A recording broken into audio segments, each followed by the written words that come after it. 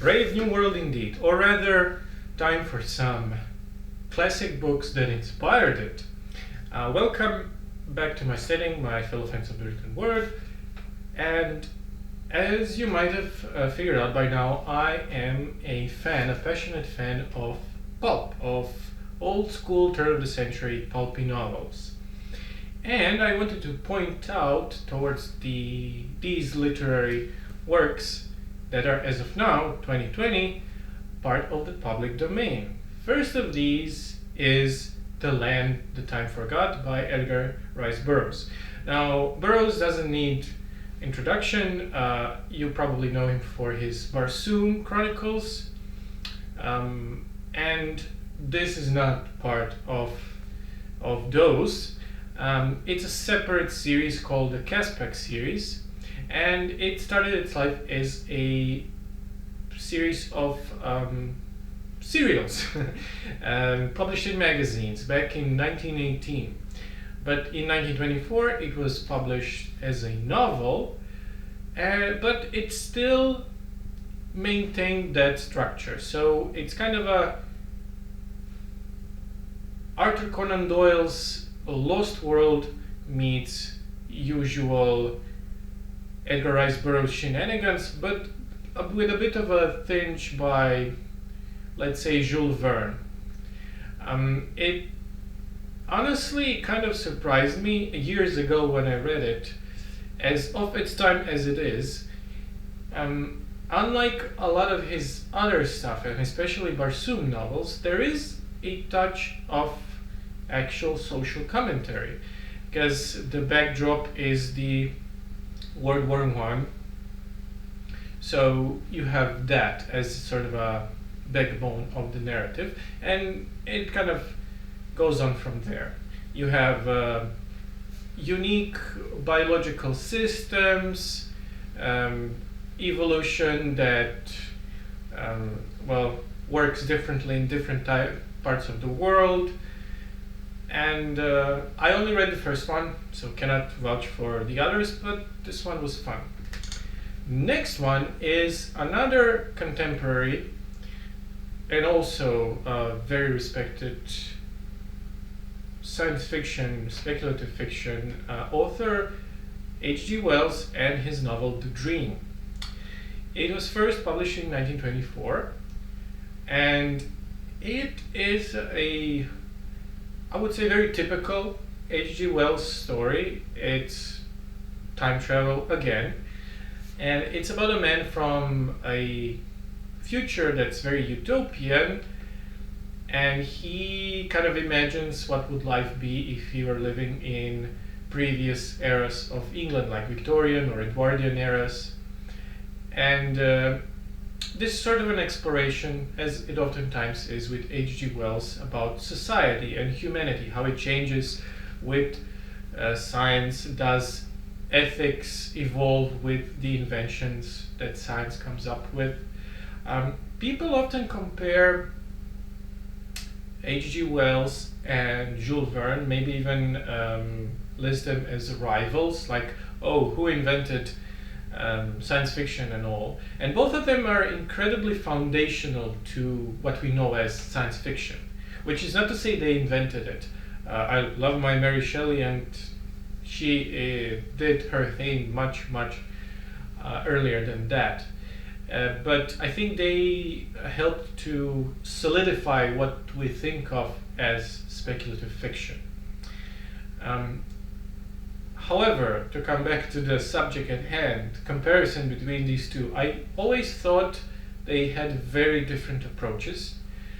Because Wells was more of a humanist, but on a large scale.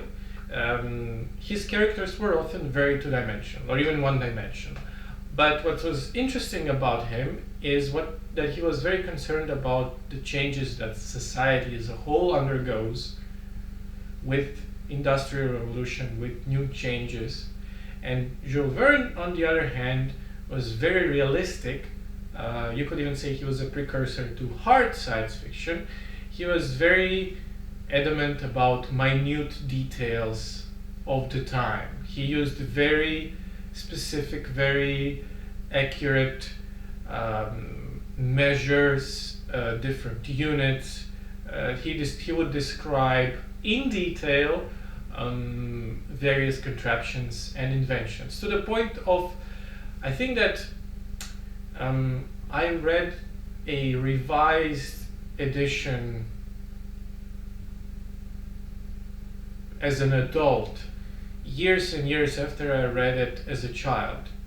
And the original version that I read was a Soviet edition. It was in Russian, and it contained all these things, all these very incredibly minute details about measures and units and stuff.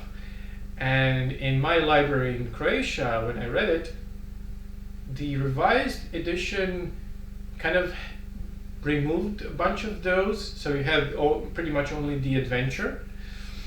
And I don't know, but yeah, I would say that he's very foundational for hard SF. And next novel that I want to talk about, that's also in public domain, is by Mikhail Bulgakov, and he is a first on this list, who is a Russian author.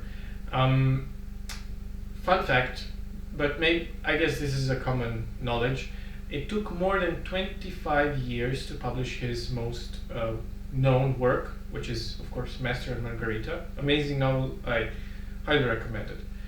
And the reason why it took so much to publish it is because of the harsh censorship of the time.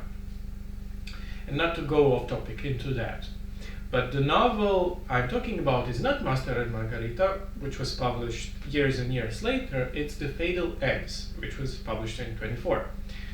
And it was written a few years before he started writing Master and Margarita, so he was kind of in a similar frame of mind. I wouldn't say it's a proto-novel, it's very much its own thing, but it's also very satirical. But it kind of takes an interesting approach.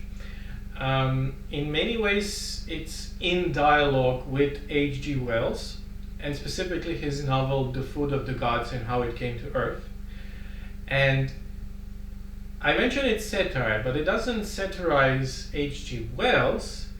It takes his framework, his Western approach, and uses it to satirize, ridicule the state of the time. And it follows this zoologist during the Russian Revolution, and as of 1917, when things more or less try to calm down, we follow this zoologist who discovers this new invention, this ray that can increase the size and the speed of reproduction of organisms. And at the same time, how convenient, there is this new disease that wipes out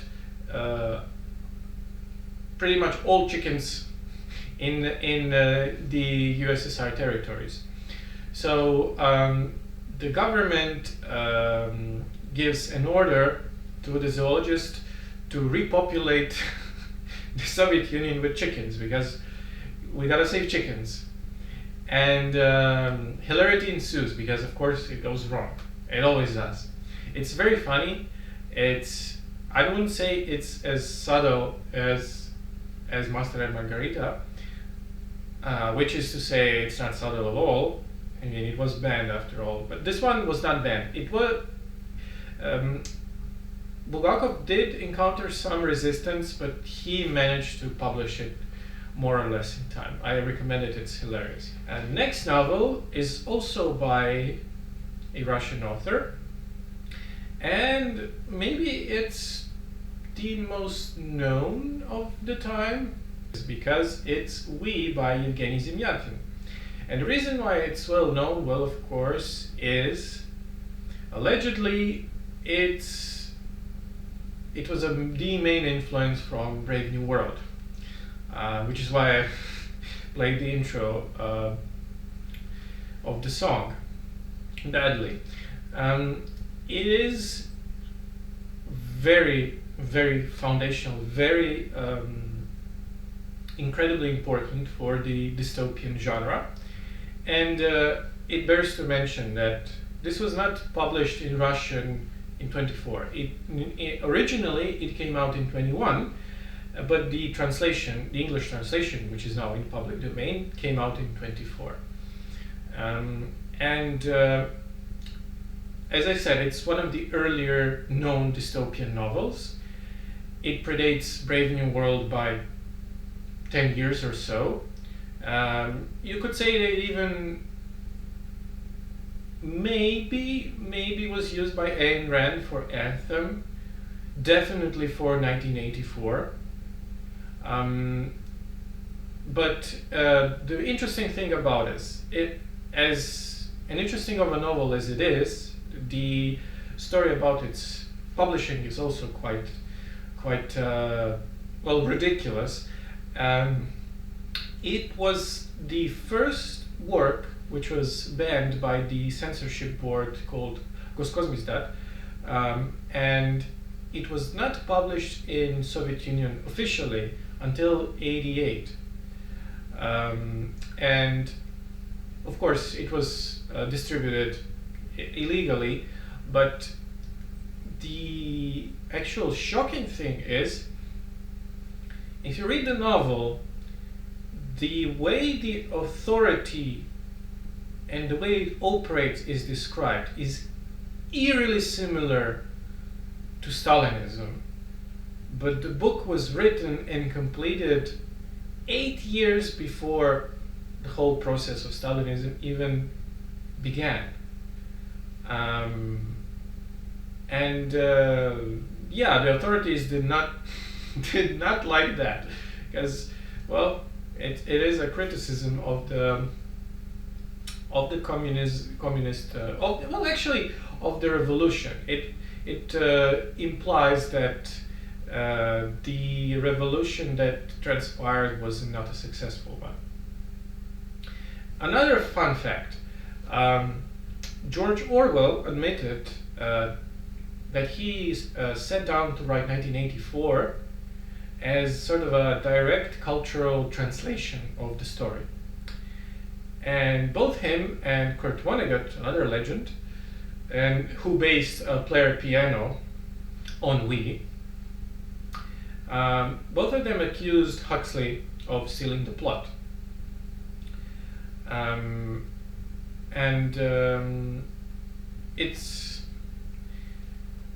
It's hard not to think that it is at least partially inspired, because it's very similar, but Huxley always denied it, so who knows. For an unofficial adaptation, I guess you could look to Equilibrium, the movie, the really ridiculous, over-the-top action film from like 2000.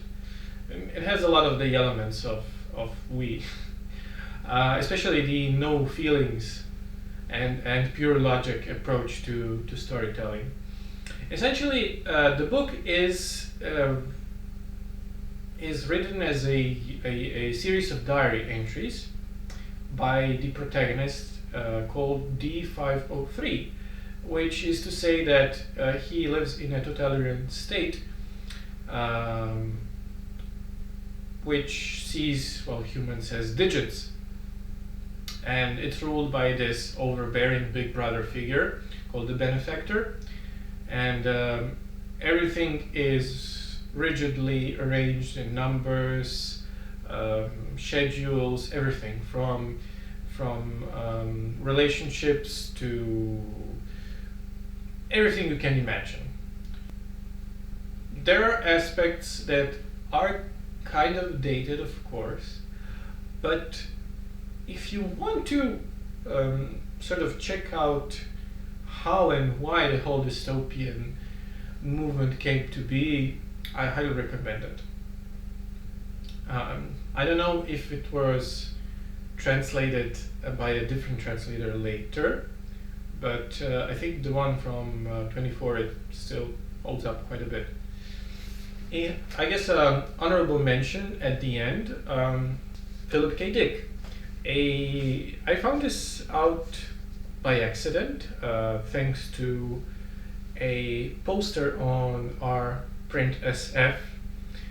While I was actually going through the list of public domain books that I want to recommend, Philip K. Dick was not on that list, but I checked it out, and yes, a number of short stories and his novel Maze of Death are now in public domain, and I will link it all, of course, down below. I read Philip K. Dick, not as much as I should, but these are his very early works, and honestly, and these are not published in 24, they're just in public domain. They're like from early 50s, I think. And I cannot comment on his early work because I'm not that informed, but I do hear good things about The Hanging Stranger, which is a horror story. And I'm very interested in what a horror story from Philip K. Dick looks like. So I think I'm gonna read that after this. And lastly, I know that this is a very male-centric list. So please, if you have a public domain author from that time that you can recommend, be it a woman or a person of color, I'd be happy to check them out. Until next time, thank you for watching, and have a good one. Bye-bye.